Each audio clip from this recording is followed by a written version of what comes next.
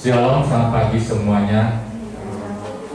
Mari kita bangkit diri, kita akan mulai ibadah kita pada pagi hari ini. Bapa dalam surga, lewat putramu yang terkasih, Tuhan kami Yesus Kristus, kami mengucap syukur Tuhan untuk pagi hari ini. Kami yang sudah hadir, kami siap Tuhan memuji menyembah Engkau Tuhan.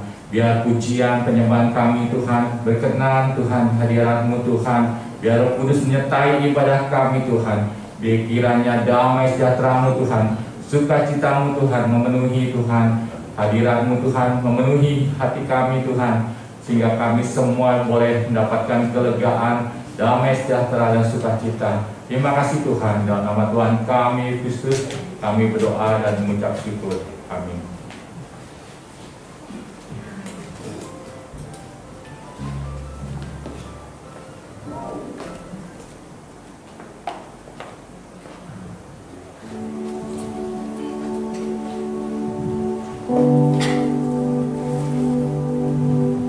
Shalom, sidang jemaat Tuhan. Shalom. Apa kabar hari ini? Puji nama Tuhan. Saat pagi hari ini kita bisa bertemu kembali semua karena anugerah Tuhan. Hari ini kita mau memulai ibadah kita mau menyembah Tuhan.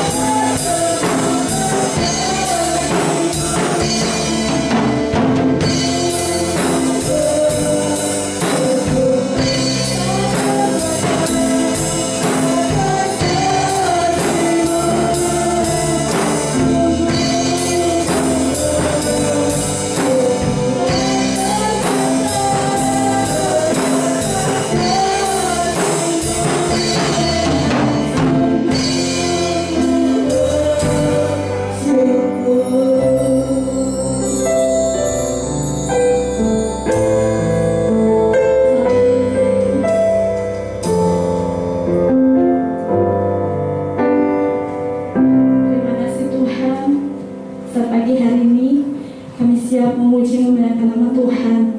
Kiranya nama Tuhan dipermuliakan dan ditinggikan di tempat ini. Terpuji termuliakan nama Tuhan. Segala pujian kami persembahkan kepada Tuhan. Dalam nama Yesus kami berdoa dan mengucap syukur. Haleluya. Sama-sama katakan amin. Puji nama Tuhan. Kita mau bersuka cita.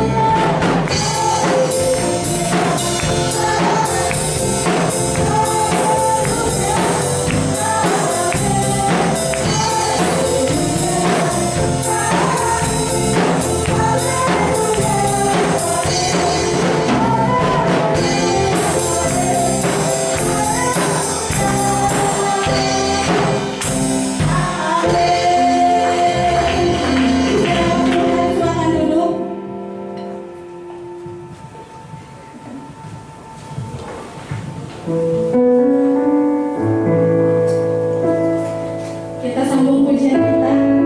Yesus ajaib, Tuhan ku ajaib.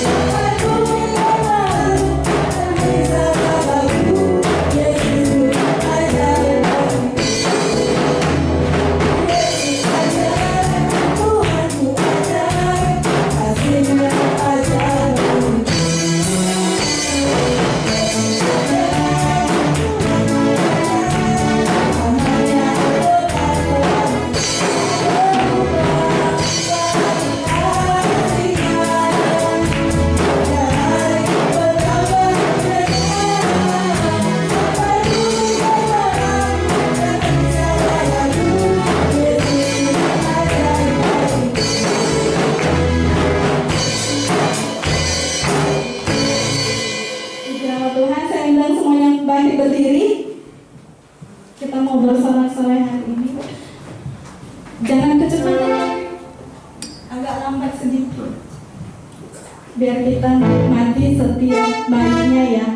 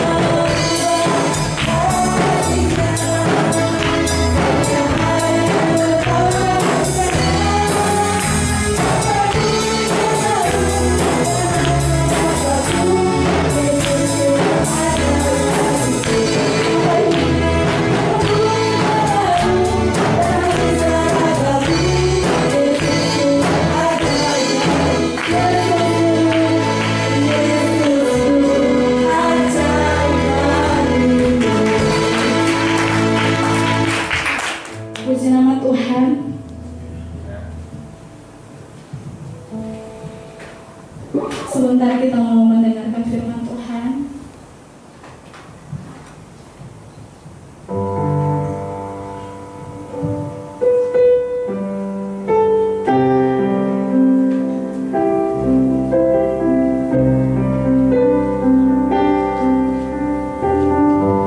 Terima kasih Tuhan.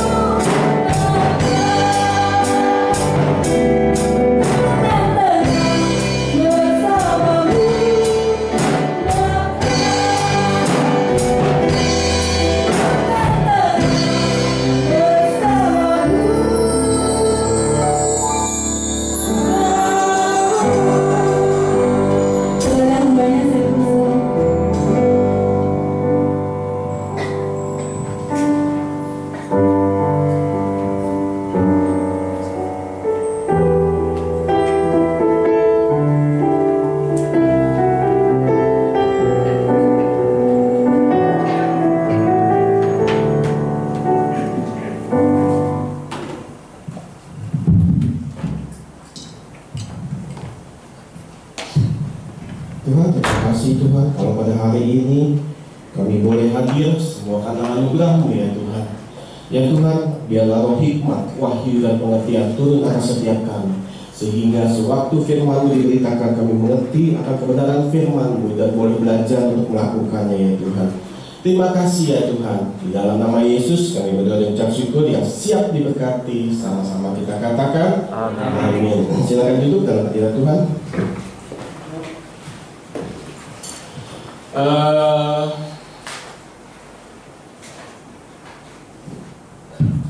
Untuk firman Tuhan hari ini kita akan lihat di Efesus 3 ayat 20-21 sebagai pembuka.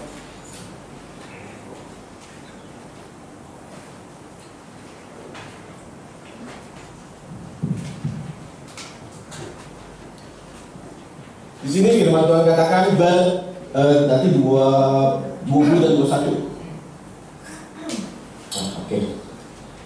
Firman Tuhan katakan, bagi Dialah yang dapat melakukan jauh lebih banyak daripada yang kita doakan atau pikirkan, seperti yang ternyata dari kuasa yang bekerja di dalam kita. Ayat 21-nya, bagi Dialah kemuliaan di dalam jemaat dan di dalam Kristus Yesus turun-temurun sampai selama-lamanya. Jadi artinya apa? Tuhan sanggup melakukan apa yang lebih dari yang kita doakan. Amin. Nah, untuk itu kita akan dengarkan sebuah kesaksian. Saya persilakan.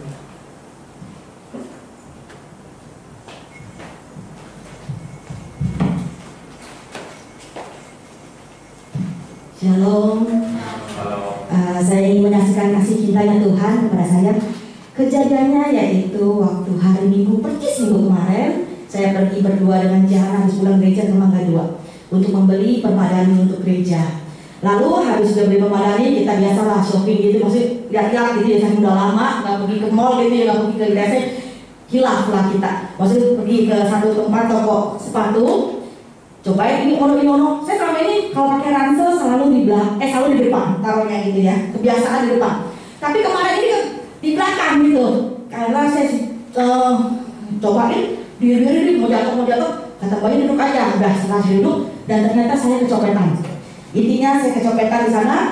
Saya sempat ngeliat, tas saya terbuka ya. Saya pertama kali ingat yaitu handphone. Sekarang saya bawa 2 handphone, satu handphone saya, satu handphone suami. Lalu saya periksa, oh masih aman. Nggak keingetan sama sekali dompet, sama sekali nggak keingetan. Aman. Tapi kenapa terbuka ya? Siapa yang buka ya? Padahal belakang saya ada orang, saya nggak nyadar bener-bener. Udah gitu terus, udah, saya tutup lagi. Pas udah selesai dari toko sepatu, diteleponin mau tutup, dia mau tutup katanya. Yaudah, kita balik cepet-cepet. Ternyata nggak jadi tutup karena hujan besar. Kita makan di Baja Bagan, saya baru sadar, saya ngobrol sama Ci, tadi di tas saya terbuka loh Ci. Untung handphone gak hilang loh Ci. Tapi jangan-jangan dompet hilang nih Ci. Saya senyum. Dompet hilang kali ya. Saya buka lagi, mana dompet hilang? Saya bilang, hilang Ci, dompet hilang Ci. Jangan dompetnya jauh lebih besar daripada saya. Yang saya pertama pikirin, di dompet itu ada isi apa aja ya. Saya lupa gitu loh. Maksudnya duit pasti ada gitu ya. Ada kartu apa aja gitu yang mesti saya atur, ini apa aja nih, kartu apa aja yang mesti saya tutup ya. Terus udah setelah itu, ATM langsung saya transfer duit ke suami saya. Terus apa lagi? KTP, SIM segala macam. Ribet nih ngurusinnya nih. Sudah saya pikir, udah deh saya telepon suami saya bilang, saya kecopetan. Suami saya respon pertama kali, kok bisa sih? Biasanya kan kamu taruh di depan. Saya udah dengar nada udah agak tinggi, jauh lebih down saudara daripada dompet hilang. Ya kita udah dibuat jatuh di depan anda. Wah diomelin nih, habis deh diomelin deh. Udah, saya diam aja. Langsung pikir, selain saya ngurus dompet, saya ngurus KTP, SIM, saya masih menghadapi suami saya diomelin, saya ngomelin saya, maksudnya anak saya ngomelin saya, kenapa keluar sekarang atau kenapa enggak lah. Mertua saya ngomelin saya, waduh saya masih ngadepin orang-orang yang bakal ngomelin saya, lebih pusing saya mikirin begitunya. Terus pas sampai ke gereja ternyata suami saya bilang, pas ditelepon dia bilang, udahlah, namanya udah hilang ya udahlah, gitu. Sampai gereja, suami saya biasa aja juga, wah bahagianya saya. Sampai rumah juga, bahagianya saya, dia nggak marah sama kali, puji Tuhan namanya. Iya, sampai hari Minggu itu saya nggak bisa tidur jam 4 pagi. ngobrol-ngobrol sama suami saya. Terus dia bilang gini, aktifkan malaikatmu. Aktifkan. Kita punya malaikat pribadi, percaya kan ya? Kita semua punya malaikat pelindung. Aktifkan malaikat, katakan kepada malaikat supaya pergi untuk ketemu yang percobaan itu, balikin ke dompet sama kartu-kartunya. Kalau isinya sih udah ya soal pasti itu. Terus ya udah, saat itu gue sama hai malaikat pelindung Eva, dengarkan baik-baik. Saat ini tadi Eva kecopetan di tesnya. Sekarang kau pergi, kau tahu tuh yang siapa yang dompet. Engkau pergi ke dia, kau kulik hatinya, engkau ubah hatinya supaya kembalikan dompet dan isinya. Saya nggak mau ngurus situasi, capek repot, benar gitu kan? Akhirnya pergi sekarang juga. Saya kasih waktu kamu sampai hari Rabu ya, gitu. Udah ngeperintah gitu ya. Saya kasih waktu kamu sampai Rabu. Amin, percaya udah. Udah tidur, jam 4 pagi tidur, bangun-bangun Senin. Saya telepon WA sama Debbie. Debbie masalahnya udah pengalaman copet, jadi dia tahu apa aja yang harus disusun ya. Saya tanya Debbie, mau kecopetan, terus apa aja yang mesti diatur? Pertama kali kita mesti kemana gitu? Oh, ke kantor polisi. Kantor polisi urus apa ya? Oh, gini gitu. Oke, tapi Eva berdoa nih. Gue percaya nih, kalau itu dompet, amankan tuh bakalan balik ke Eva. Gak tau gimana caranya nih. Ya pemikiran kita, tuh orang kirimin pakai paket, bener gak? Karena KTP ya, secara saya nggak ada nomor telepon di dompet itu. Oke, yaudah, saya kasih sampai Rabu. Karena kalau dari JNE, saya lagi mikir JNE ke rumah Selasa atau Rabu lah ya, gitu ya. Jadi saya nggak mau sia-sia tuh di kantor polisi sama itu. Yaudah itu. Tapi kan tunggu sampai Rabu nih. Oke, kita berdoa aja Pak. Enggak ada. Iya, ada yang bisa dia berdoanya. Setengah jam kemudian datang telepon. Begitu saya lihat ini orang yang ketemu di dompet saya nih. Saya nggak tahu nomornya kan. Saya terima telepon. Halo, dengan ibu Eva Susilo, iya betul. Apakah ibu kehilangan dompet kemarin? Iya betul. Puji Tuhan, saya langsung bilang puji Tuhan. Ada di ibu ya. Ada di teman saya ketemuin. Dia ketemuin dompet di ITC di Mall Mangga 2 seberang ITC. Jadi dompet saya dilempar ke depan konter baju yang sudah tutup gitu ya, konternya tutup. Saat itu sudah sore. Terus sekarang ibu hubungi dia aja. Ibu tahu telepon saya dari mana? Secara saya nggak ada nomor telepon di handphone di itu dompet. Tuhan tahu. Tuhan bilang, kita berpikir mungkin dia akan kirim lewat JNE, dia akan kirim lewat apa gitu. Tapi Tuhan bilang, itu udah biasa nak, nggak perlu JNE.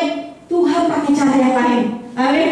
Dia bilang ini, saya cari tahu ibu dari IG ibu. Keren nggak? Secara IG saya tuh gak ada nomor telepon juga sih. Ternyata Kak Sisa, oh ternyata saya sering iklanin IG saya. Terima PO pastel, terima PO sabun keju, terima PO nasta hubungi WA 0838 sekian gitu ya. Ternyata dari sana dia tahu. Puji Tuhan, cara Tuhan luar biasa. Apa yang gak pernah kita pikirkan, itu yang Tuhan sediakan. Suatu keajaiban bagi Tuhan. Lalu saya langsung dapat, langsung samperin orangnya ke mama kedua. Akhirnya dia bilang, saya pikir ini customer saya yang tertinggal dompetnya. Tapi ternyata orang kecopetan, dia kaget. Saya merinding ibu, katanya. Dia ngomong, saya merinding ibu. Karena saya lihat duitnya udah gak ada. Ya, duitnya ada hilang berapa ratus ribu, termasuk koleksi kesayangan saya dari Cilibank. 40 ribuan hilang, sempat. Itu padahal satu-satunya yang cuma 5 ribu dari Cilibank. Hilang, Jadi apa? Saya bersyukur karena surat-surat semuanya kembali semua karena keajaiban Tuhan. Apabila saudara merasa saat ini apa nggak mungkin atau berpikir oh Tuhan punya 1000 cara untuk menolong saudara. Amin. Apapun itu percaya sama Tuhan. Aktifkan malaikatmu, bersyukur kepada Tuhan, berserah kepada Tuhan, maka Tuhan akan campur tangan. Terima kasih Yesus untuk kami.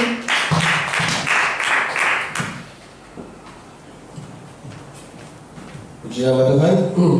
Saya kira tadi dia mau ngomong, apabila saudara kehilangan sesuatu, hubungi saya di nomor sekian. Saya bilang ya.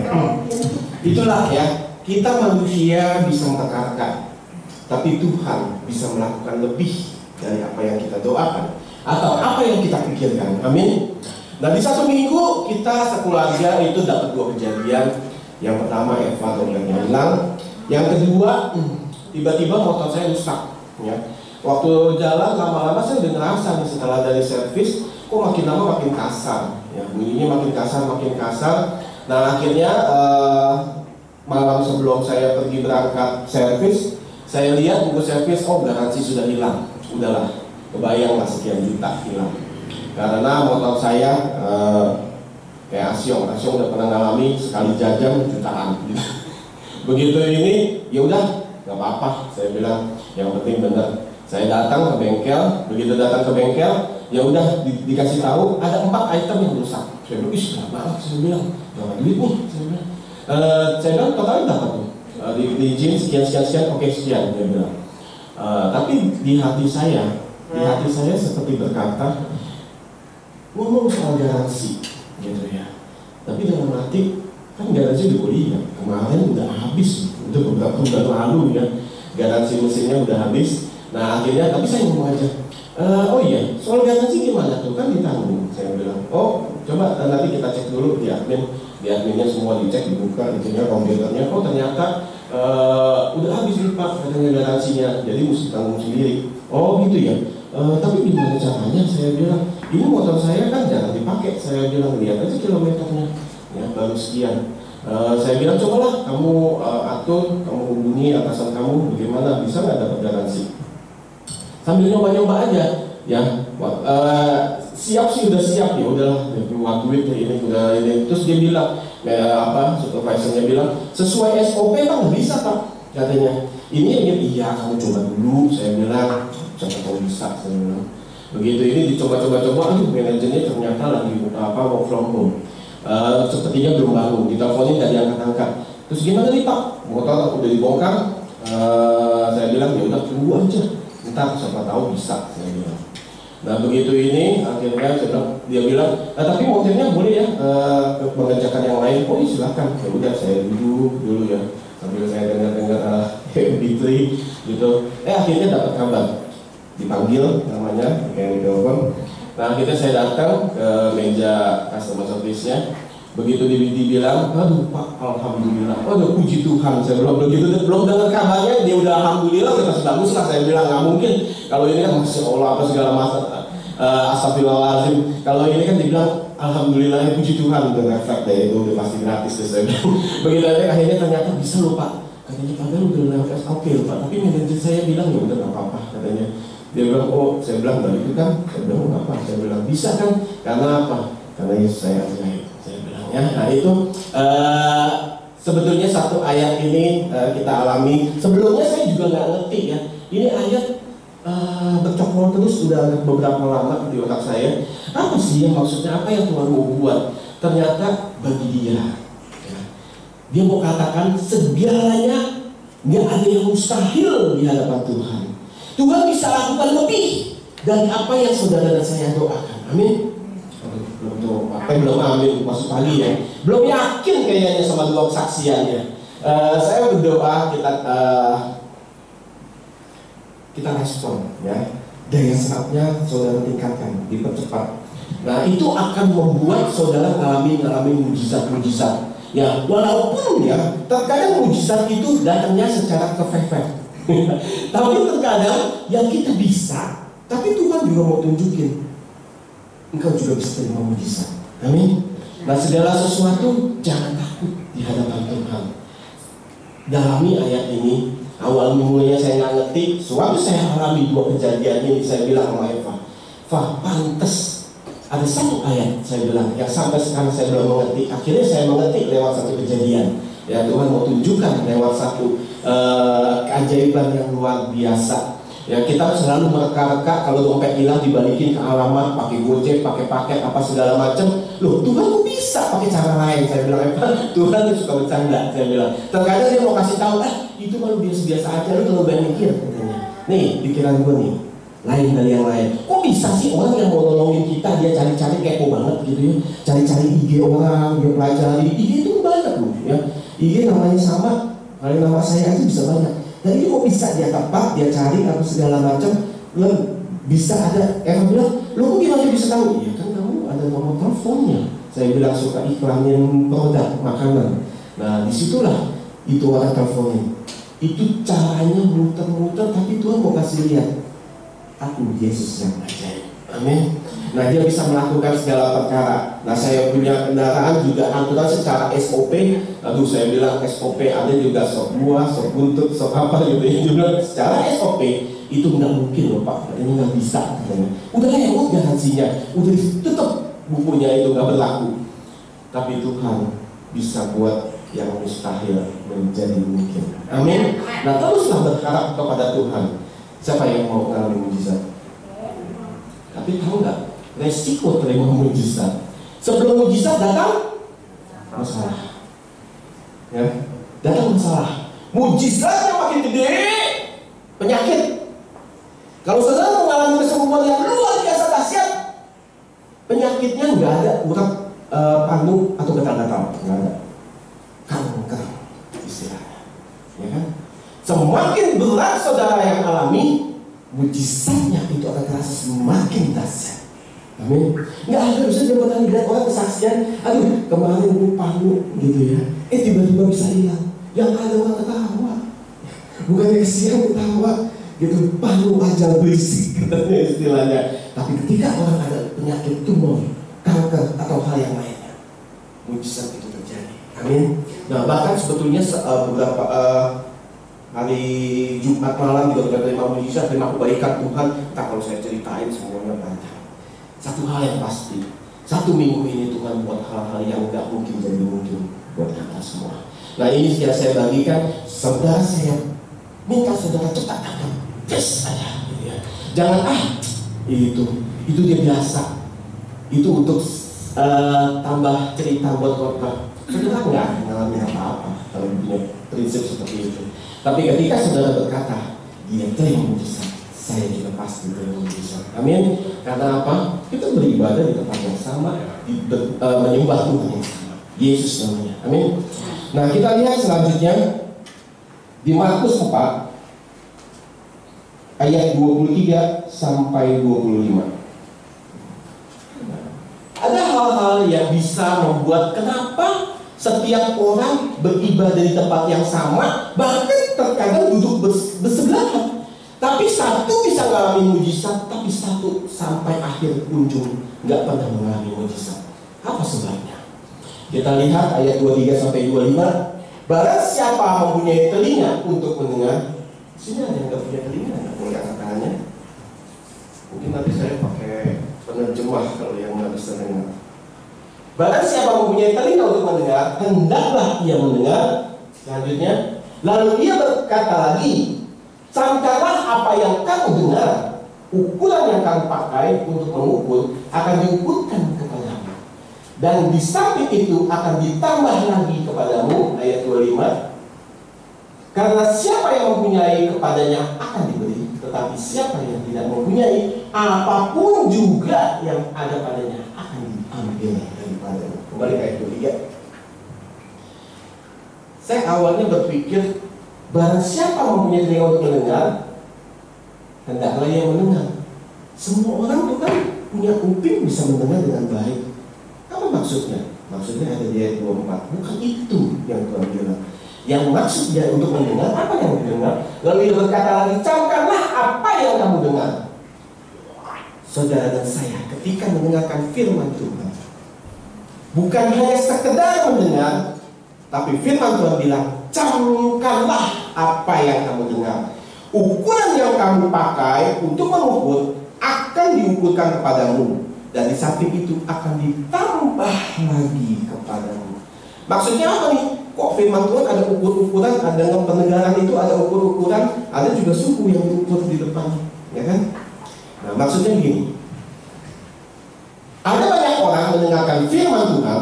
Kalau saudara baca semua mujizat yang terjadi di Alkitab, ada banyak orang berdesakan dekat-dekat sama Tuhan, tapi kenapa cuma satu yang mengalami mujizat? Ada banyak orang di gereja yang mendengarkan firman Tuhan, tapi kenapa enggak semua mengalami mujizat?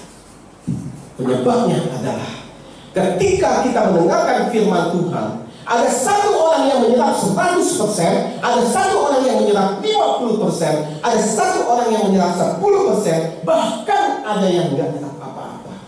Dia mendengar masuk kuping kanan, keluar kuping kiri. numpang lewat, itu istilahnya ya. Nah, mulai hari ini kita ubah daya pikir kita.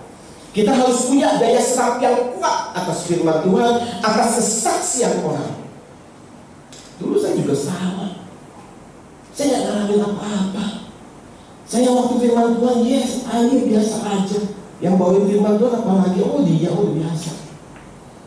Tapi ketika satu hari Tuhan balikkan sesuatu, ya, Tuhan kasih saya passion yang kuat sekali, semuanya berubah. Ya, saya selalu memperhatikan firman Tuhan, saya selalu memperhatikan kesaksian orang. Kalau orang kasih kesaksian di dalam hati saya, gue juga pasti akan mengalami. Kalau orang lain boleh mengalami kebaikan Tuhan, pasti saudara saya juga. Amin. Cuma beberapa orang yang mengalami nanti. Nah, saya berdoa sekali lagi, saya akan berdoa biar semuanya mengalami. Ya, kalau di gereja lain itu banyak. Ya, kalau di sini daya serapnya 100% semua. Amin. Wes dahsyat. Ya. Ketika kita daya serap itu banyak, firman Tuhan katakan apa? Ukuran itu akan dipakai untuk mengukur saudara dan saya. Jadi daya serap akan firman Tuhan, ya, akan kesaksian orang itu akan diukur akan apa yang kita alami. Kalau Eva dan saya bisa mengalami kebaikan Tuhan, kalau saudara punya daya serap 100%, 100% pula saudara bisa mengalami Tuhan. Bahkan Alkitab bilang apa? Di samping itu akan ditambahkan lagi kepadamu. Kalau saya kasih kesaksian 100%, bisa ada yang mengalami 200% kebaikan Tuhan. Amin. Amin, gitu dong ya. Masih pagi ini udah ngantuk, padahal hujannya tadi pagi. Nah, yang ayat selanjutnya ini yang celaka. Kalau kita dikatakan karena siapa yang mempunyai kepadanya akan diberi, bahkan yang sebelumnya bilang ditambahkan lagi. Nah, tetapi siapa yang tidak mempunyai, apapun juga yang ada padanya akan diambil daripadanya. Udah, ini nggak usah dibahas. Ya. Kita pikirkan masing-masing semuanya. Apa yang mau saudara alami? Apa yang mau diberikan, bahkan ditambahkan, atau apa yang ada pada saudara akan diambil. Firman Tuhan bukan kejam. Saya selalu berkata sama Eva, Tuhan itu di surga, ya, mantap. Waktu anak-anaknya butuh sesuatu atau apa yang kita alami, manusia alami, itu akibat dari apa? Rule-nya Alkitab.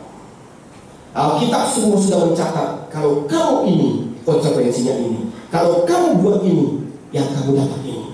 Itu semua ada semuanya di sini.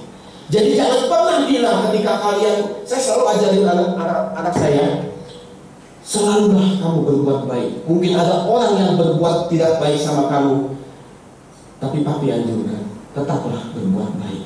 Ya. Tuhan kamu dan Tuhan papi nggak minta. Ada rule-nya semua. Apa yang kamu tanam, itu yang akan kamu tuai. Kamu menanam banyak, kamu akan menuai banyak. Menanam itu bukan terus soal berkat uang atau segala macam. Tingkah laku kita, kalau kita jahatin orang, kita juga akan terima hal yang sama. Kalau kita terus berbuat baik, saya bilang, maka semua orang di sekitar kamu akan orang baik semua. Ya, itu yang kita alami. Amin. Nah, tentunya kita mau dong ngalamin sesuatu yang baik semua. Siapa yang mau di sekitarnya dikit-dikit orang baik? Semuanya mau. Ya. Semua kita mau punya daya serap yang banyak. Ya. Tapi kan ada hal-hal yang mengganggu daya serap itu. Apa contohnya? Kita lihat di Alkitab, Matius 13 ayat 55 sampai 58. Nah, firman Tuhan katakan ini. Bukankah ia ini anak tukang kayu? Bukankah ibunya bernama Maria dan saudara-saudaranya Yakobus, Yusuf, Simon, dan Yudas? Ayat ke-56. Dan bukankah saudara-saudaranya perempuan semuanya ada bersama kita? Jadi dari mana diperolehnya semuanya itu? Lanjut. Lalu mereka kecewa dan menolak dia. Maka Yesus berkata kepada mereka, seorang nabi dihormati di mana-mana, kecuali di tempat asalnya sendiri dan di rumahnya. Ayat 58. Apa yang akan terjadi? Dan karena ketidakpercayaan mereka, tidak banyak mujizat yang diadakannya di situ. Saya bilang Tuhan itu terbaik. Dikatakan tidak banyak mujizat yang diadakan kepada orang-orang yang punya perspektif sempit, yang kalau ada orang khotbah yang dikatakan, oh dia kan anak baru, ya. Dia kan anak baru kemarin sore, kok udah bisa khotbah? Dia kan anak baru kemarin sore, kok udah bisa main alat musik? Kan saya lebih senior, ada yang lebih senior, kenapa nggak yang lebih senior? Mungkin kalau pengalamannya hebat, kalau dia sarjana teologi, MTH apa segala macam, barulah saya merasa gimana gitu. Firman Tuhan itu Tuhan bisa pakai siapa aja. Nggak harus siapa-siapa yang bagaimana nama Tuhan besar. Tapi siapapun yang memberitakan, yang ditugasi sama Tuhan, dia sudah dapat mandat dari Tuhan. Dia sudah diurapi sama Tuhan. Ya. Nah, di sini kalau kita nggak percaya, saya bilang itu udah bagus loh, nggak banyak mujizat. Harusnya nggak terjadi mujizat apa-apa. Ya. Masih bagus kalau orang punya perspektif, begitu dia mendengar firman Tuhan, dia acuh sambil dengar, sambil baca-baca WA, sambil ngapain, sambil ngobrol. Tapi dia ngalamin mujizat sesekali, itu udah bagus. Itu kekuatan Tuhan. Tapi firman Tuhan bilang, begitu banyak orang yang acuh karena melihat manusia. Begitu orang melihat WL-nya itu, aduh, gue mau lihat dulu WL-nya siapa. Aduh, kalau WL-nya dia, aduh, kebanyakan aduhnya.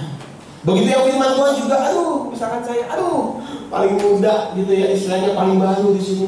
Bisa apa? Tapi ketika pengurapan Tuhan itu turun, orang itu diurapi, hati-hati. Ya. Setiap saudara ketika punya kesempatan maju ke depan untuk jadi WL atau apapun juga, tanggapi dengan baik. Jangan di hati ini bilang, dia gak enak nih, WL-nya gak ada getar-getarnya, lah disetrum mau gitu. Terus, kayaknya gak ada merinding-merindingnya. Ya udah, kirim aja dia ke kuburan. Merinding gak gitu ya? Jangan-jangan lebih merinding di kuburan daripada di gereja. Harusnya dia merasakan kuasa Tuhan, hadirat Tuhan yang luar biasa. Tapi dia lebih merasakan hadirat setan ketika dia di kuburan. Itu yang jadi tolak ukur kita, saudara. Ya. Sampai di mana kita ada sebenarnya? Kita ada di mana? Apa iya kita mau setiap kali datang ke gereja cuma biasa-biasa aja, nggak ngalamin apa-apa, cuma dengar dari orang semuanya mujizat, kesaksian. Tapi selama hidupnya nggak pernah ngalamin apa-apa. Ubah pola pikir saudara. Ya. Saya ketika saat itu saya belajar, jujur saya dulu di sini hampir saya keluar dari gereja ini. Ketika kasih karunia Tuhan terus datang ke saya, akhirnya saya bilang, oke, kalau Tuhan benar-benar saya mau belajar, kasih saya waktu belajar. Akhirnya Tuhan kirim saya ke sini. Dari situ saya banyak belajar sekali. Saya melihat hal-hal yang di luar dari kebiasaan kita, hal-hal yang aneh-aneh saya lihat. Ternyata itu membekas. Ada beberapa mentor yang saya belajar sama dia, dan itu hasilnya luar biasa. Pengenalan akan Tuhan saya dapat semuanya. Ya, bahkan sekarang ketika saya punya kerinduan, saya lapar dan haus dengan firman Tuhan.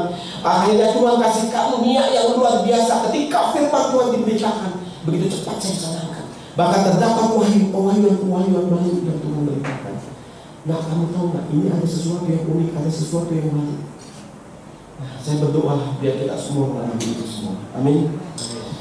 Nah, di sini saya nggak mau kalau kita semua seperti orang-orang itu. Ketika dia lihat Yesus, itu kan dia anak Yusuf tukang kayu. Ketika Pak Jokowi naik jadi presiden, itu kan cuma dulunya ini nggak biasa. Ketika dijajanin aja tuh nggak pantas banget. Hati-hati. Begitu banyak anak-anak Tuhan saya percaya sebelum pelantikan kita berdoa Tuhan memberikan yang terbaik. Tapi ketika Tuhan memberikan yang terbaik, kok kita nggak percaya? Saya sangat percaya dengan apa yang ada di negara ini. Saya sangat percaya kepada presiden saya, kepada gubernur saya, karena setiap saat kita berdoa, kalau ada hal-hal yang kurang baik, berdoa terus, Tuhan mampu membolak-balikan hati. Amin. Nah, itu yang sesuai firman Tuhan yang harus kita pelajari dan harus kita praktekkan.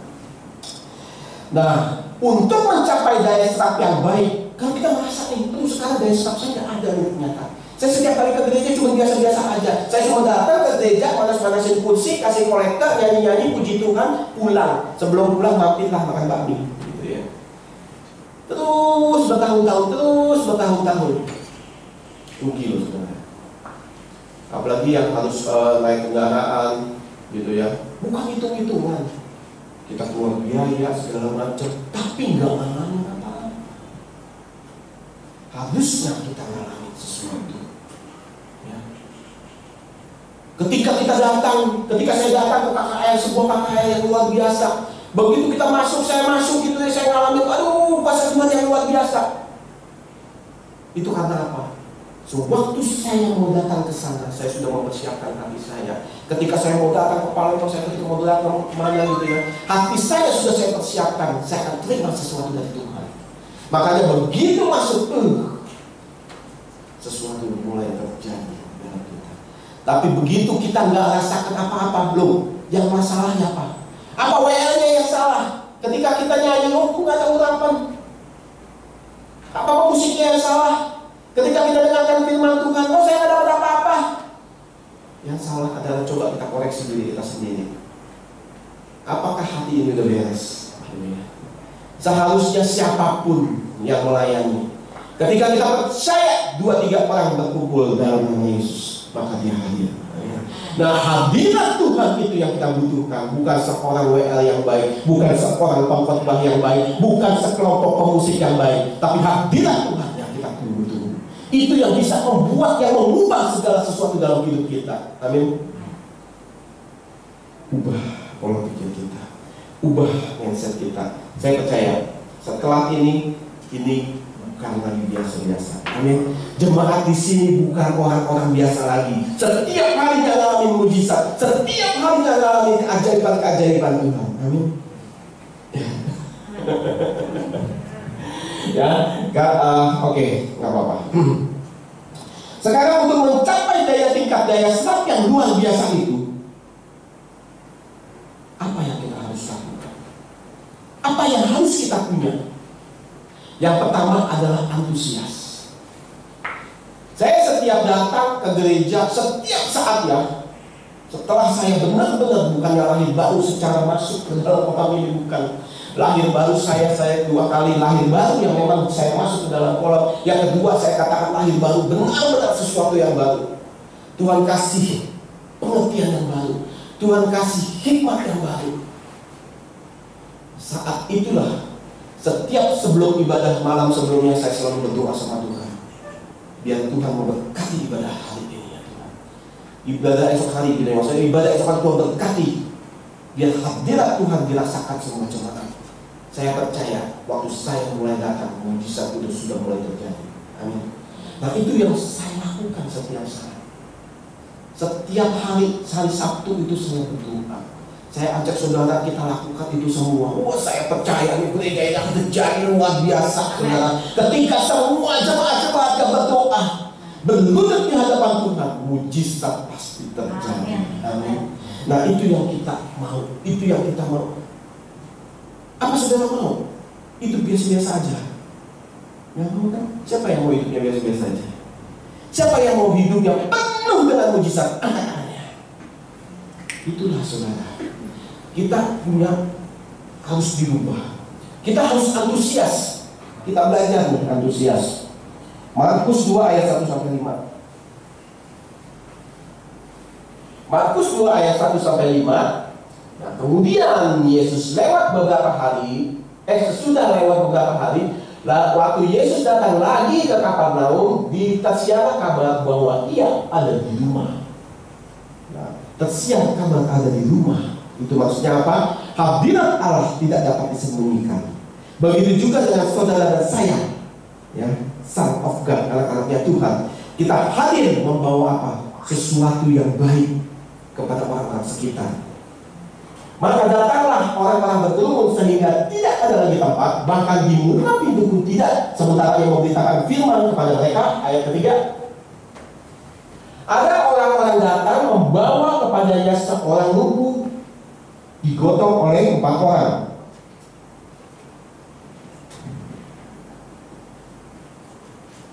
Nah, digotong oleh 4 orang. Terus lanjut.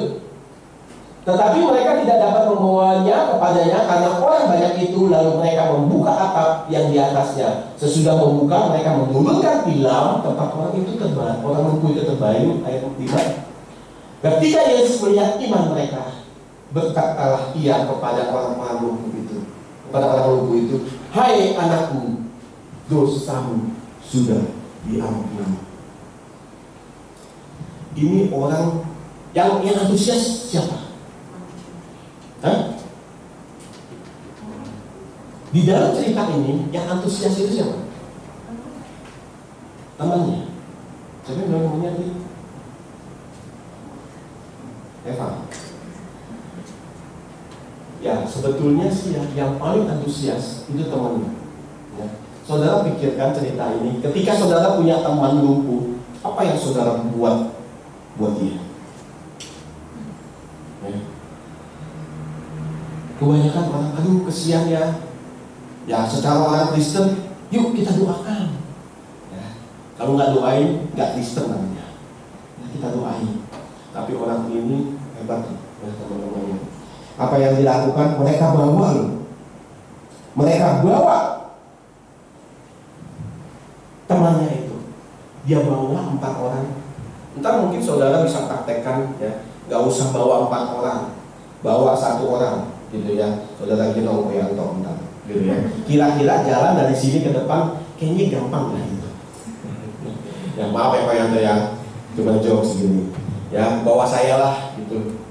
Saudara bawa saya, gampang nggak kira-kira? Saya bayangin waktu 4 orang kawan-kawannya ini yakin banget, saya ini solid banget nih. Solid banget gitu ya. 4 orang dia bawa. Terus firman Tuhan bilang apa? Bilangnya dia naik loh. Dia mau masuk gitu ya. Itu artinya apa? Waktu sebelum dia datang ke tempat Yesus ada tuh. Dia cuma dengar di sana ada Yesus tuh. Ada Yesus tuh. Ya. Di setiap gereja ada Yesus. Ketika kita mau datang ke gereja ini, dari pagi kita udah semangat, ada Yesus hadir. Ada Yesus hadir. Sewaktu saya ada di tempat itu, oh saudara ini dapatnya keren. Ya. Ada yang kelas diamond, ada yang kelas gold, ada silver, yang di atas ini nggak ada tempat. Ya, saudara bayangin ceritanya ini, dia nggak ada tempat. Mau masuk aja susah, nggak bisa masuk. Tapi antusias mereka nggak bisa dipatahkan. Nggak ada tempat, yuk kita naik ke atas. Ambil tangga 4 orang. Saya bayangin itu. Bagaimana caranya orang bawa tanduk naik ke atas 4 orang. Saudara bayanginlah sendiri gitu ya. Itu pasti banyak cerita lucu gitu ya. Kalau saya selalu baca buku, saya selalu yang di benak tuh yang lucu-lucu gitu. Begitu dia naik ke atas, yang sakit bilang, gue yang akan mati nih. Ya, boro-boro mau sambung nih. Lu orang gila katanya. Masa lu naik tangga katanya. Lu naik tangga sendiri aja udah susah gitu ya. Kalau naik ke atas, lu mau aduh mati nih gitu ya. Terus ceritanya begitu naik ke atas, itu kan naik, itu kalau gimana cara bawa itu. Aduh, kalau zaman sekarang tuh ya, orang bisa viral 4 orang itu. Yang ngapain? Yang dari tempat dalam gereja itu udah banyak itu bisa pada keluar pada videoin semua. Ya kan? Yang di sini yang suka selfie pasti ikutan keluar. Foto dulu, kalau bisa dia foto. Gue ada di tengah-tengah 4 orang gila gitu ya, 4 orang gila lagi naik tangga gitu. Itu jadi sebuah cerita yang lucu. 4 orang itu naik ke atas, dia bawa yang sakit. Terus dia sampai di atas kenapa? Bisa lihat nggak? Nggak bisa. Dia bongkar genteng orang, gitu ya. Saudara bayangin, itu resikonya apa? Dia omelin orang loh, ya. Coba saudara ke atas, nih saudara bolongin, hadapan lo masih ada kamu, ya. Hadapan lo masih ada kamu, ya. Genteng buat bolongin, nekat. Jadi dia terus diturunin. Ya, namanya 4 orang turuninnya bisa nggak rapi, pakai kayak mesin mobil loh. Namanya satu turun miring, satu turun miring. Aduh, saya ngebayanginnya yang ada itu ya. Katanya gua lumpuh ya. Ini begitu lu orang bawa nih, sembuh enggak, gua lumpuh plus gila katanya gitu ya. Nah akhirnya apa? Akhirnya sampai juga. Saudara bisa bayangin nggak, begitu ada orang di tempat ibadah KKR yang luar biasa itu, yang ribuan orang di sebuah gereja yang gede, yang bukan main, yang ada di Surabaya yang bisa 40.000 jemaat. Tapi itu kalau kejadian itu terjadi, ada 4 orang turun ke bawah. Saya yakin orang khotbah Benihim pun khotbah itu nggak ada yang dengerin. Mereka orang nonton, termasuk saya yang nonton juga. Saya akan ngeliatin, jatuh, enggak gitu ya. Khotbahnya apa nggak kedengeran. Itu yang saya bayangin, nggak tahu saudara gitu ya. Apalagi mungkin lain-lain lagi ceritanya gitu. Mungkin saudara bawa anak saudara buru-buru pulang, yang membayar buru-buru pulang, nonton gitu ya. Kira ada khotbah orang dari bawa keluarganya, tapi kalau ada yang kayak gitu dibawa anggota keluarganya, lucu bawa cepetan. Itu yang akan terjadi. Tapi begitu antusiasnya 4 orang ini, mereka taruh di bawah. Terus apa yang terjadi? Ayat 5 dikatakan, ketika Yesus melihat iman mereka, berkatalah ia kepada orang itu, hai anakku, dosamu sudah diampuni. Itu artinya apa?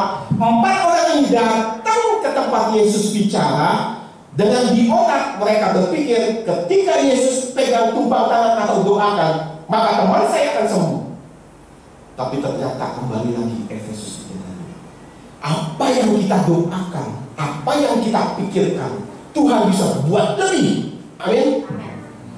Dia ngalamin kesembuhan, dan apa dikatakan? Dosanya diampuni. Nggak pakai tunggu dia dibaptis, nggak pakai dulu ditanya dia terima Yesus apa enggak, nggak pakai seorang hamba Tuhan teburin dia ke air gitu, mungkin 5 menit 10 menit baru. Tapi Yesus bilang dia mengalami kesembuhan dan dosanya sudah diampuni. Amin. Itu begitu antusiasnya. Kalau antusias sudah menyentuh saudara dan saya, Tuhan udah nggak bisa buat apa-apa. Malaikat cuma boleh-boleh kepala. Ini orang luar biasa imannya. Itu yang kita belajar. Amin. Antusias. Kenapa orang bisa punya antusias? Nomor 1 di dalam hidup, kita harus punya visi yang kuat. Seperti 4 orang ini ya. Visinya adalah membawa temannya untuk datang. Kali-kali bisa sembuh. Mungkin gitu ya. Atau saya juga nggak ngerti. Alkitab nggak bilang kok.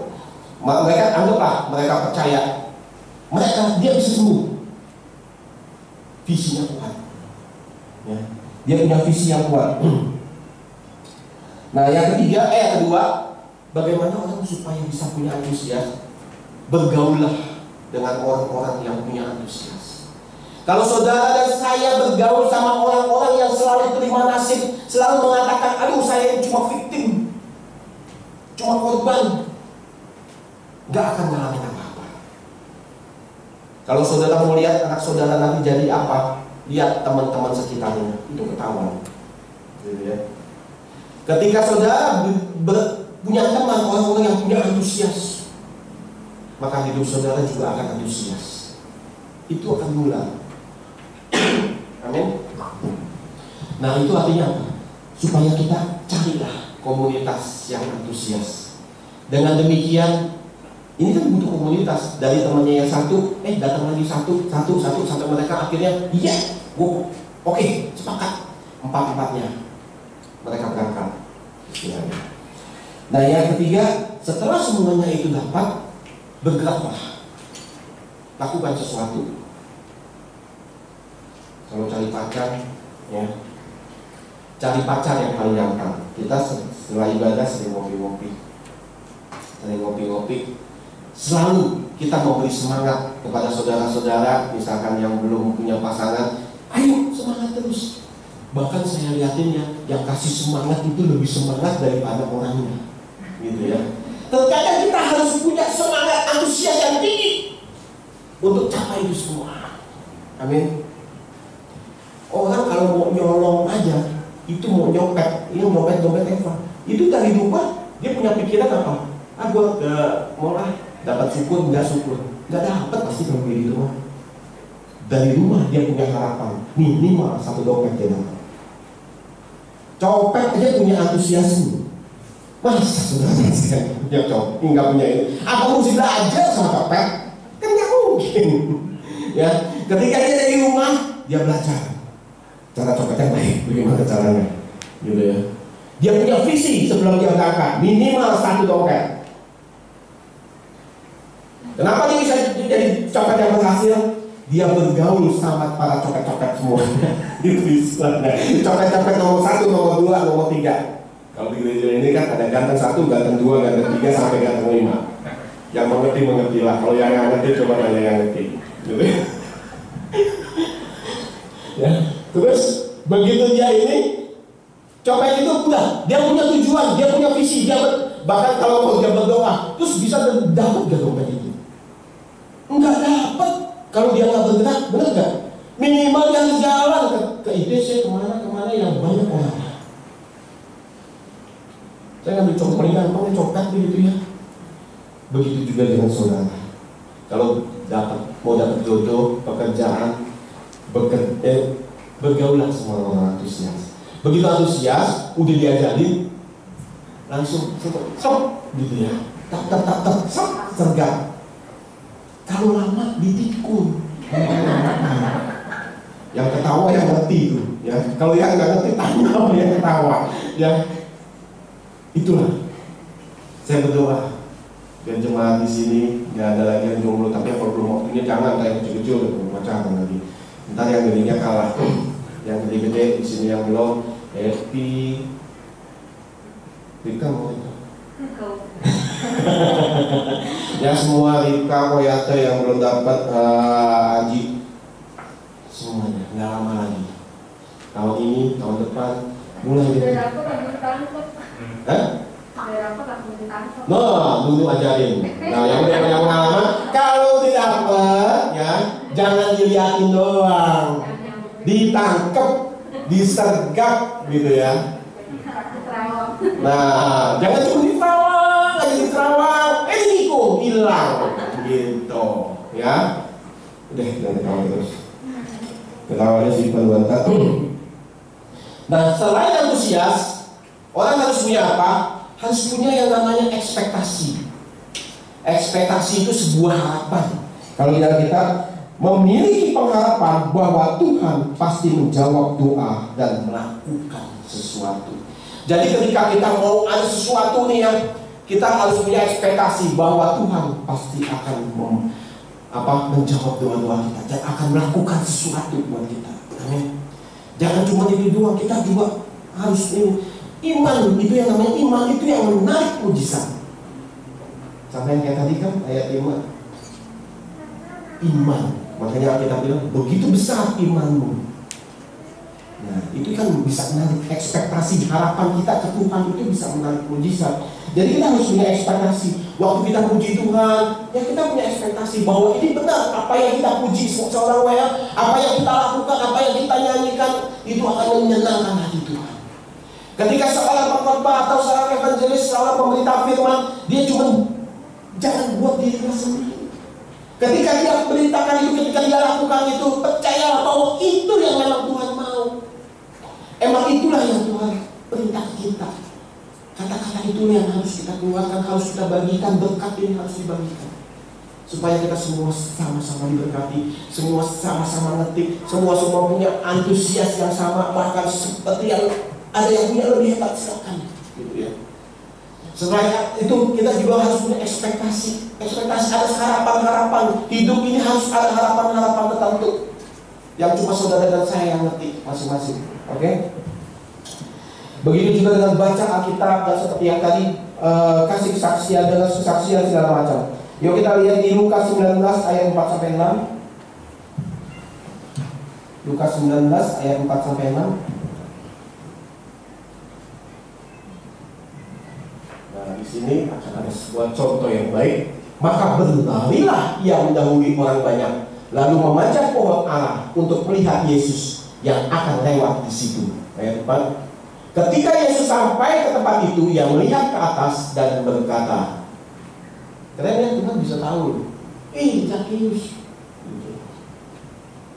Saya rasa hamba Tuhan hebat pun ya. Begitu ada yang naik, nggak ada yang bisa nebak. Kalau saudara naik, enggak gitu ya. Siapa tuh naik? Lu jatuh kan gitu ya.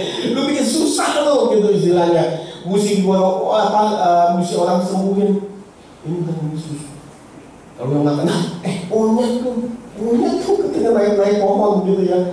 Nah, Yesus bilang, Zakius segeralah turun, sebab hari ini aku harus menumpang di rumahmu. Keren ya? Nah, rumah siapa yang pernah ditumpangi? Ada yang pernah ditumpangi rumahnya sama Tuhan? Siapa yang pernah ditumpangi? Nggak ada. Rumah saya selalu ada Yesus.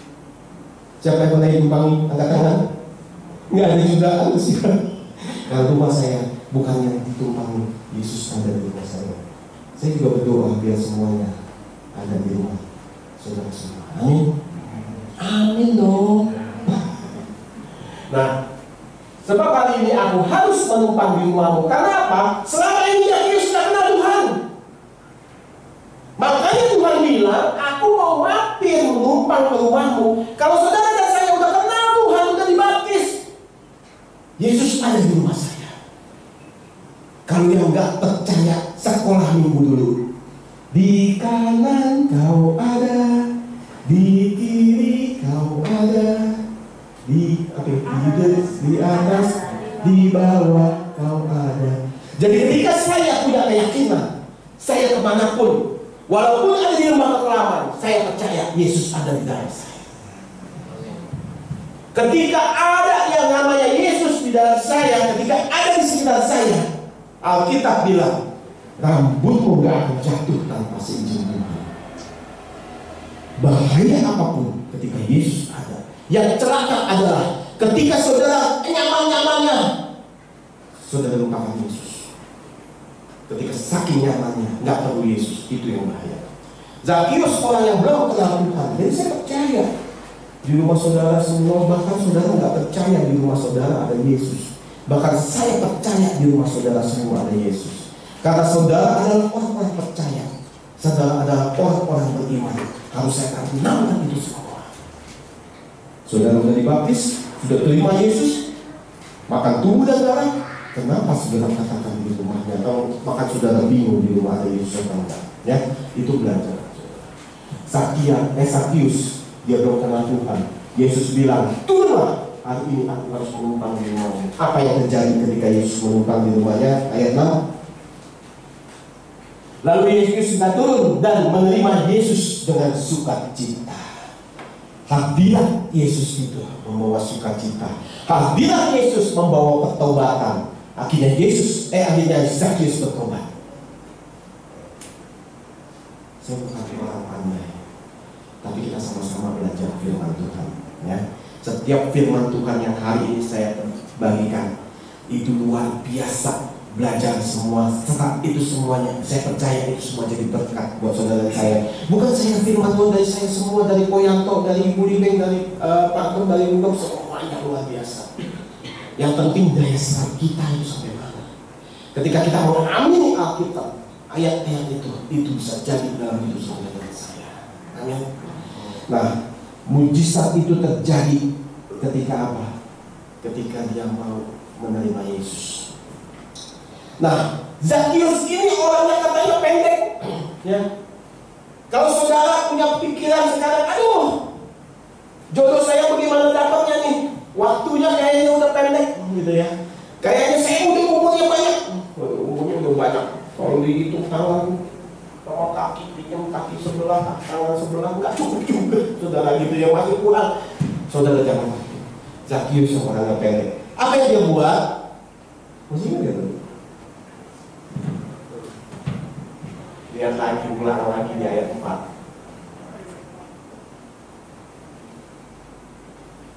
Ngapainnya? Zakius berlarilah Ketika kita punya pengetahuan ilmu saya pendek, sekolah saya cuma sampai SMA, atau aduh saya kurang ganteng, kurang cantik, dan segala macam. Apa yang dikatakan? Berlarilah. Yesus tuh gak lihat saudara duduk paling depan, saudara paling ganteng, saudara paling cantik, maka dia akan dapat jodoh duluan atau dapat apa sesuatu duluan. Yang Yesus lihat ketika seseorang itu berlari menghampiri Tuhan. Ketika ia berlari, dikatakan orang itu begitu banyak gitu ya. Yesus ada orang begitu banyak, tapi cuma satu yang Yesus mau mampir dan buat mujizat di dalam rumah itu. Zakheus. Karena apa? Bukan karena dia lebih tinggi, dia lebih gampang bisa melihat Yesus atau enggak. Orang boleh pendek, tapi otak harus panjang. Bagaimana caranya yang kau bisa sampai ke sana? Dia berlari terus melalui Yesus. Sampai sini saudara dapat sesuatu? Ya, saya berdoa biar semua dapat sesuatu. Saudara gak akan pulang sia-sia. Saya jamin saudara akan terima mujizat. Bukan karena perkataan saya, tapi karena daya serap saudara ikutin firman, melakukan apa yang firman katakan hari ini. Saya percaya saudara pulang menjadi orang-orang yang berbeda, menjadi orang-orang yang penuh dengan antusias tinggi. Begitu saudara ada di mana, antusias itu melebar bahkan memberkati banyak orang. Amin. Nah di sini dikatakan dia berlari mendahului banyak orang. Mungkin saudara pikir, aduh saya pendidikan yang bagaimana saya bisa, aduh saya bisa punya mobil, punya rumah, punya sesuatu. Aduh jangan pikirkan itu semua. Yang lalu udah berlalu. Seandainya saudara memang dulu bandel, aduh gak sempat sekolah, tapi kita punya Tuhan, amin, yang bisa buat segala sesuatu jadi luar biasa. Ketika kita berlari kepada Tuhan, kita terus sujud di hadapannya, berdoa terus menghadap sesuatu. Dan ketika kita berdoa, apa yang dikatakan, larilah, kita lakukan sesuatu lebih cepat daripada yang lain. Dia mendahului orang banyak. Dari sekian banyak, cuma satu yang dipilih. Bukan yang paling duduk punya tiket VIP atau VVIP, tapi yang punya antusias tinggi, yang Tuhan lihat, yang punya ekspektasi tinggi. Ketika yang Zakheus datang dari rumah, dia udah bersiap-siap. Ketika 4 orang teman yang tadi bawa orang lumpuh juga dari rumah, dia udah punya visi yang kuat.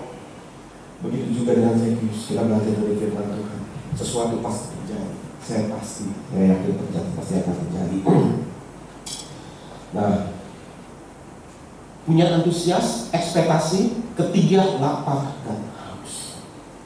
Matius 5 ayat 6.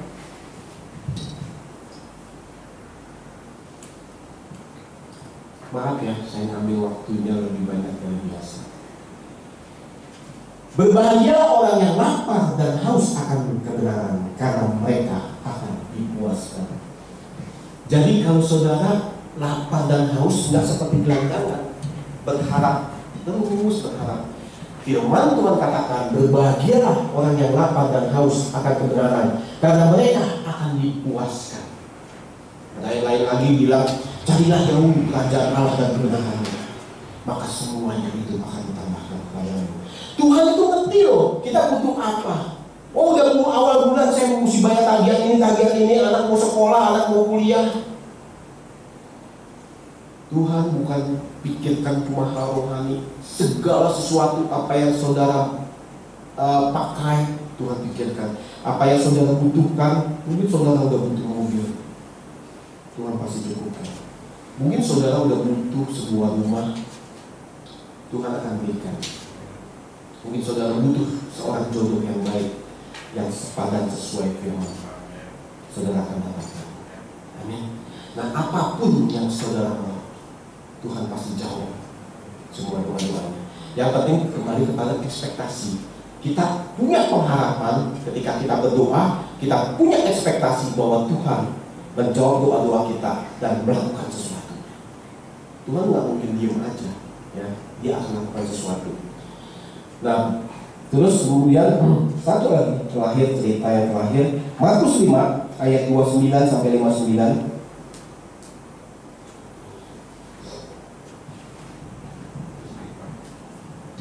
Markus 5 ayat 25 sampai 29. Kali ini banyak contoh-contoh saya beritakan, karena kalau satu contoh aku rasa Dua contoh kurang.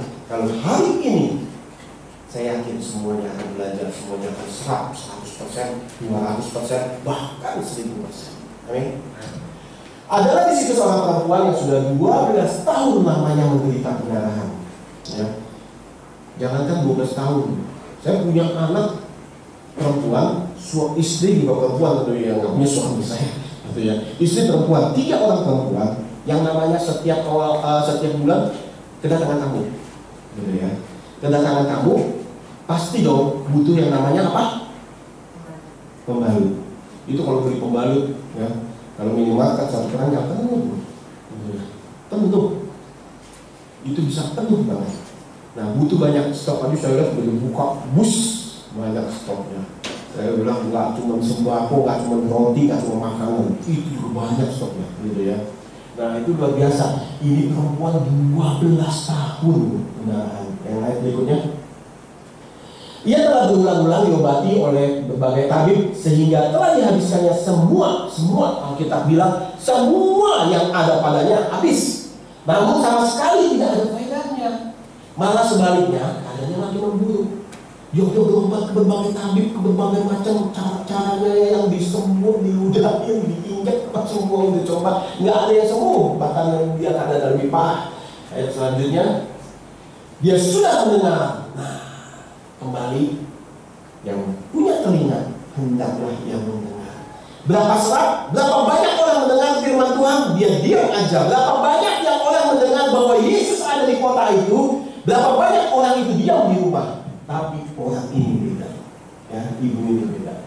Dia sudah mendengar berita-berita tentang Yesus, maka di tengah-tengah orang banyak itu, apa yang dilakukan? Ia mendekati Yesus dari belakang dan menjamah jubahnya. Sedangkan pada zaman saat itu orang kalau pendarahan nggak boleh dekat-dekat orang, ya, dia dinajiskan, nggak boleh bersentuhan dengan orang. Tapi apa yang dia perbuat? Dia nekat, dia penuh antusias dari rumah. Visinya adalah saya harus ketemu Yesus, saya pasti sembuh. Ekspektasinya itu luar biasa. Nah dari situ yang mendekati Yesus dari belakang dan menjamah jubahnya. Ayat selanjutnya 28. Sebab katanya, asal aku jamah saja jubahnya, aku akan sembuh. Wanita ini begitu rendah hatinya. Dia nggak punya kartu VIP atau VIP, duduk paling depan, didoakan duluan, paling dekat dengan hamba Tuhan, paling duluan didoakan juga.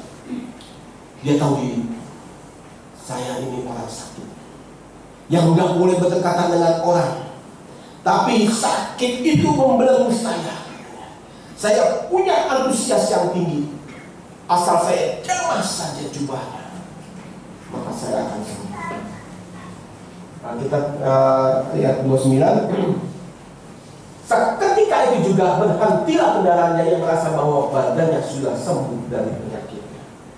Kembali lagi ya cerita ini, banyak orang di sekitar Yesus. Gua tahu berapa banyak. Tapi kembali lagi, cuma satu orang yang punya ekspektasi dan antusias yang tinggi, ya, dia lapar dan haus akan Tuhan.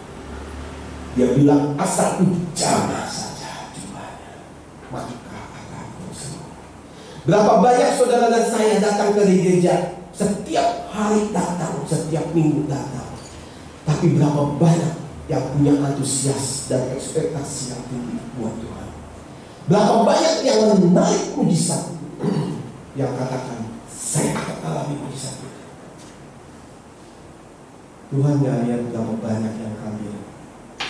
Yang Tuhan lihat ketika kita melakukan sesuatu yang beda. Ya, ada yang naik pohon, ada yang gak boleh nyentuh, dia sentuh, dia gak berani, gitu ya. Dia gak berani hadap-hadapan sama Tuhan. Tapi dia katakan waktu itu, aduh saya harus datang, saya harus temui Yesus, saya harus jamah jubahnya. Saya percaya ketika saya jamah jubahnya, saya pasti sembuh. Ketika saudara ada sesuatu masalah di rumah, ketika kita datang ke gereja, kita cuma biasa-biasa aja, kita nyanyi haleluya puji Tuhan, angkat tangan, memang angkat tangan, tapi hati ini hampa, hati ini udah dingin karena bertahun-tahun gitu ya. saudara nggak bisa ngalamin apa-apa.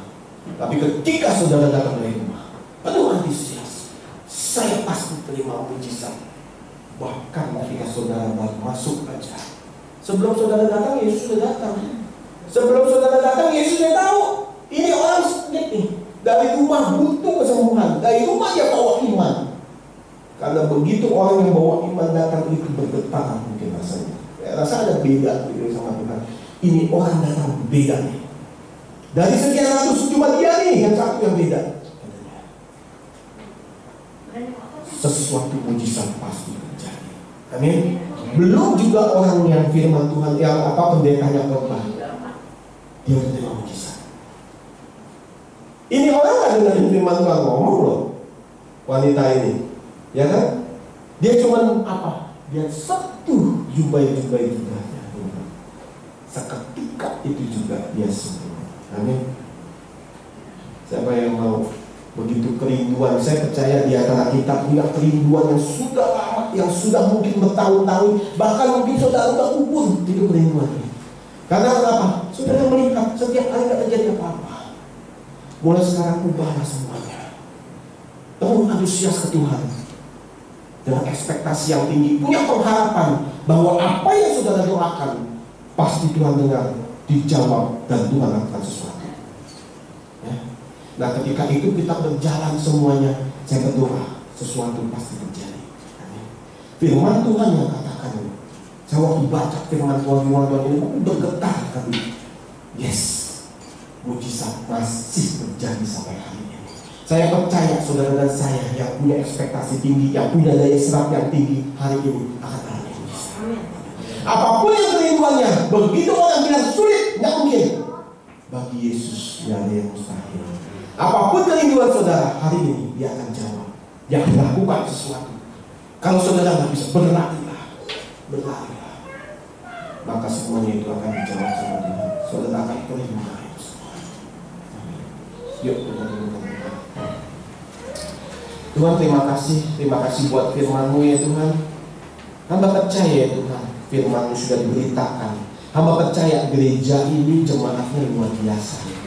Jemaat ini diisi oleh orang-orang yang penuh antusias Tuhan. Gereja ini diisi oleh orang-orang yang punya ekspektasi tinggi ya Tuhan.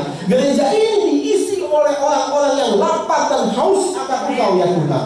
Seketika itu juga ya Tuhan, firman Tuhan katakan, Engkau akan sembuh. Apapun yang kami alami, apapun yang kami derita, apapun yang kami doakan yang sudah bertahun-tahun, yang bukan mungkin sudah menjadi sebuah kekecewaan bagi kami, itu sudah menjadi sesuatu yang kami kubur ya Tuhan. Pada hari ini semuanya itu akan bangkit kembali. Karena iman kami sudah tumbuh, pengharapan kami sudah tumbuh kepada Engkau ya Tuhan. Di setiap saat kami selalu bergelora ya Tuhan. Kami punya rasa lapar yang haus akan Engkau. Kami percaya, kami punya antusias yang tinggi akan Engkau ya Tuhan. Engkau sanggup mengubahkan hidup kami dari yang kurang baik menjadi yang baik, dari yang sudah baik menjadi sangat baik ya Tuhan. Terima kasih Tuhan. Kami percaya ya Tuhan, kalau kita melakukan semua firman ini ya Tuhan, gereja ini gak akan kuat lagi ya Tuhan. Gereja ini akan membesar ke kiri, ke kanan, dan selanjutnya ya Tuhan. Bekerjalah kuasa Roh Kudus atas gereja ini. Engkau berkati ya Tuhan setiap kami. Terima kasih Tuhan, di dalam nama Yesus kami berdoa dan mengucap syukur yang sudah diberkati. Sama-sama kita katakan amin. Tuhan Yesus memberkati. Saya mohon maaf kalau ada kata-kata saya yang salah, ada yang menyakitkan seseorang. Kita cuma belajar, kita cuma boleh belajar firman Tuhan. Amin.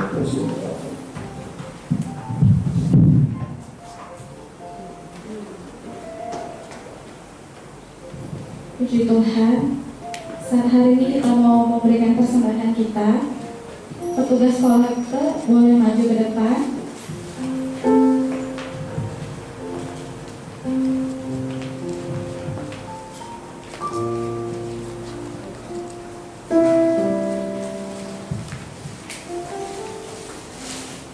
Saya undang sedang jemaat Tuhan bangkit berdiri.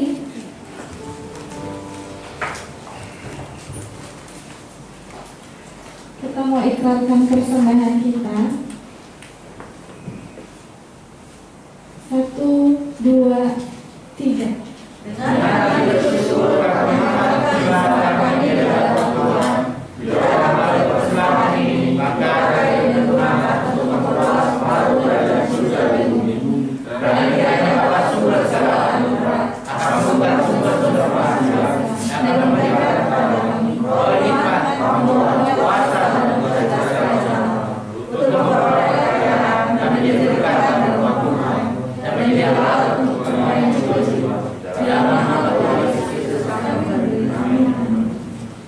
Ibu Lideng pimpin doa.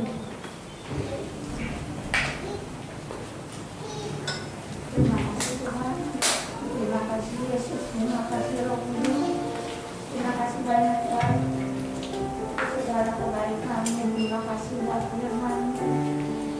Kami percaya Engkau Yehova Shammah, Engkau selalu hadir saat kami membutuhkan-Mu. Terima kasih Tuhan, kalau semoga kami akan memberi Tuhan berkati anak-anak-Mu yang kami tidak memberi, berkati anak-anak-Mu yang membawa terima kasih Tuhan. Amin. Dalam nama Tuhan Yesus kami berdoa. Haleluya. Amin. Kita naikkan pujian. Jangan lelah.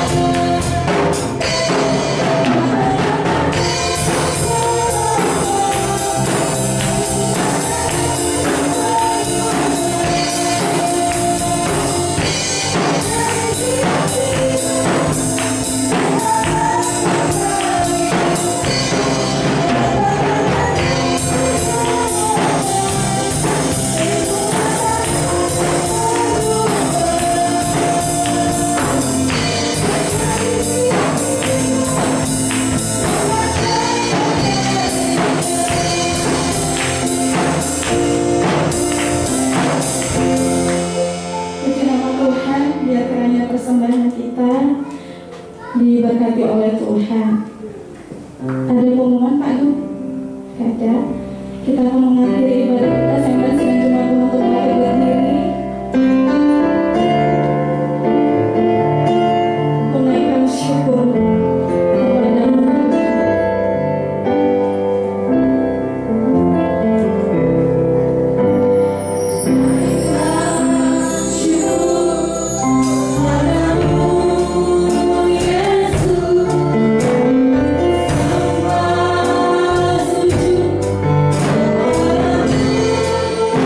Yesus,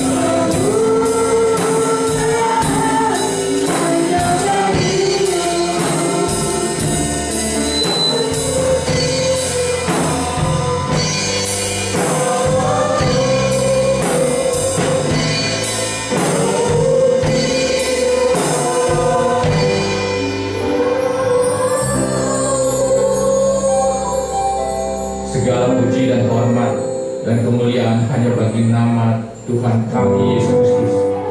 Kami bersyukur Tuhan di akhir ibadah ini Tuhan, kami boleh merasakan Tuhan dan kami menikmati hadirat-Mu Tuhan. Kami boleh menerima berkat firman-Mu Tuhan. Biarlah mujizat-mujizat terjadi bagi anak-anak Tuhan digebis berkat Roh Kudus. Kami percaya Tuhan, pemeliharaan Tuhan, pertolongan Tuhan selalu diberikan kepada anak-anak Tuhan yang meminta dan yang membutuhkan. Sehingga hari-hari mereka Tuhan berkati dengan tubuh yang sehat dan panjang umur. Dan Tuhan juga memberkati setiap usaha pekerjaan anak Tuhan, setiap usaha mereka Tuhan. Kiranya Tuhan berkati agar apapun yang mereka kerjakan berhasil Tuhan, dan beruntung dalam kehidupan mereka ya Tuhan. Sehingga mereka boleh mendapatkan apa yang mereka butuhkan dalam kehidupan mereka. Mereka tercukupi, bahkan berkelimpahan. Terima kasih Tuhan, terima kasih Tuhan. Biar Engkau memberkati semua hari-hari anak-anak Tuhan di tempat ini Tuhan. Biar hari-hari mereka dipenuhi dengan hari-hari yang menyenangkan, sukacita dan damai sejahtera. Dan Tuhan buang semua segala kekhawatiran, kecemasan dalam hidup mereka. Tuhan gantikan dengan damai sejahtera. Terima kasih Tuhan, terima kasih Tuhan. Dan sebentar kami akan berpisah satu sama lainnya. Kiranya yang jauh dan dekat Tuhan lindungi, kuasa Tuhan menyertai semua anak Tuhan tempat ini, pertolongan Tuhan menyertai dalam setiap kehidupan mereka. Terima kasih Tuhan, terima kasih. Mari kita angkat tangan, kita terima berkat daripada Tuhan. Tuhan memberkati engkau dan melindungi engkau. Tuhan menyari engkau dengan wajahnya dan memberi engkau kasih karunia. Tuhan menghadapkan wajahnya kepadamu dan memberi engkau damai sejahtera. Saudara Tuhan, pulanglah dan terimalah berkat ini di dalam nama Allah Bapa, Allah Putra dan Kudus, di dalam nama Tuhan kita Yesus Kristus.